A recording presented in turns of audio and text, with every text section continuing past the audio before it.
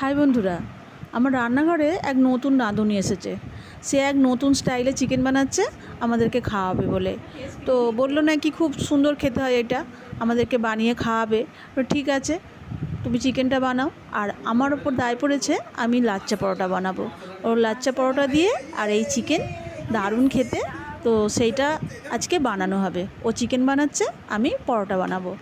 তবে রেসিপিটা আমি শিখে নিয়েছি, এরপরে আমি বানাবো একদিন, তখন রেসিপি শেয়ার করব। আর আমি এখানে ময়দা মাখা শুরু করে দিয়েছি।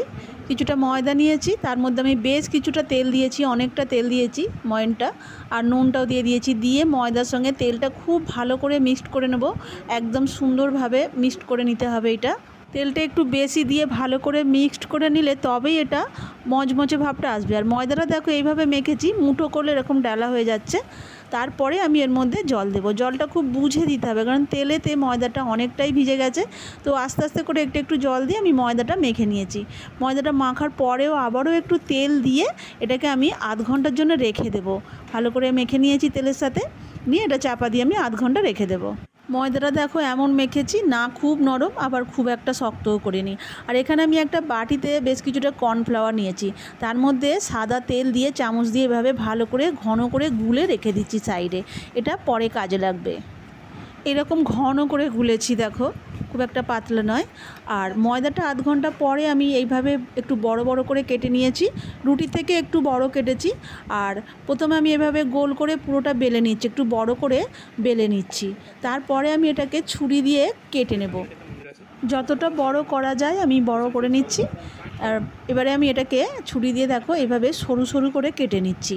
এভাবে সরু সরু করে কেটে নিলে প্রত্যেকটা ভাঁজ খুলে খুলে যাবে, আর একটু ঝুড়ো ঝুড়ো মতো হয়ে যাবে, মচমচেও হবে। সেই জন্য এইভাবে কেটে নিচ্ছি। তারপরে এর মধ্যে আমি ওই যে কর্নফ্লাওয়ার তেলগুলো রেখেছিলাম সেটা এর মধ্যে কিছুটা ছড়িয়ে দিয়ে ভালো করে মাখিয়ে নিচ্ছি। এটাকে মাখিয়ে নিয়ে তারপরে আমি এটাকে দেখো এইভাবে হাত দিয়ে আমি এটাকে গুটিয়ে নিচ্ছি। সব কটা পাটকে এইভাবে লম্বা করে গুটিয়ে নিচ্ছি। গুটিয়ে নিয়ে একটু সমান করে নেব সব কটাকে। এভাবে রেখে হাত দিয়ে একটু সমান করে নিলাম।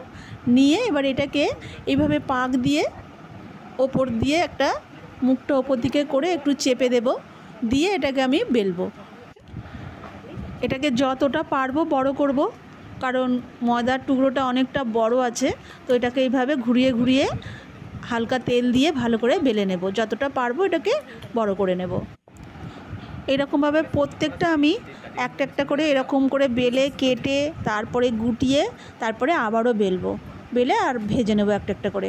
প্রথমে একটু সিকে নেবো এপিট ওপিট করে, প্রথমেই তেল দেবো না, এপিট ওপিট করে একটু সিকে নিয়ে ওপর থেকে তেল ছড়িয়ে দেবো। এইভাবে ওপর থেকে তেল ছড়িয়ে দিয়ে এপিট ওপিট করে বেশ কিছুক্ষণ ধরে ভাজতে হবে। একভাবে যদি একদিকে থাকে চুঙে যাবে, তো এদিক ওদিক করে বেশ কিছুক্ষণ ধরে এটাকে ভেজে নিতে হবে, তবে মচমচে ভাবটা আসবে। এরকম করে একটা একটা করে প্রত্যেকটা ভাজতে হবে, একসঙ্গে দু তিনটে ভাজা যাবে না, তো অনেকটাই সময় লাগবে ভাজতে। তো এই দেখো এটা ভাজা হয়ে গেছে, এরকম ভাজা হয়েছে। এটা একটা জায়গায় তুলে রেখে একটু ঠান্ডা হলে আমি হাত দিয়েই দেখো একটা খুলে দেখাচ্ছি, এরকম পুরো পাট পাট খুলে যাবে প্রত্যেকটা, একদম ঝুরঝুরে মতো হয়ে যাবে। আর চিকেনটাও রেডি হয়ে গেছে। এই দেখো আমার রাঁধুনি, নতুন রাঁধুনি যে চিকেনটা বানিয়েছে এইরকম দেখতে হয়েছে। দেখতে কিন্তু দারুণ হয়েছে এটা, আর খেতেও দারুণ টেস্টি হয়েছে। তো আমি এখন সবাইকে খেতে দিয়ে দিচ্ছি চিকেন পরোটা, আর কিছু শসা কেটে নিয়েছি। নতুন স্টাইলের এই চিকেন আর পরোটা দারুণ দুটোই। আর রাতের খাবার তো পুরো একদম জমে গেছে। আর পরোটাগুলো দেখো এরকম পুরো ঝুরো ঝুরো হয়ে গেছে, আর মুচমুচেও হয়েছে। আর এই চিকেন দিয়ে হেভি খেতে। ধন্যবাদ সবাই।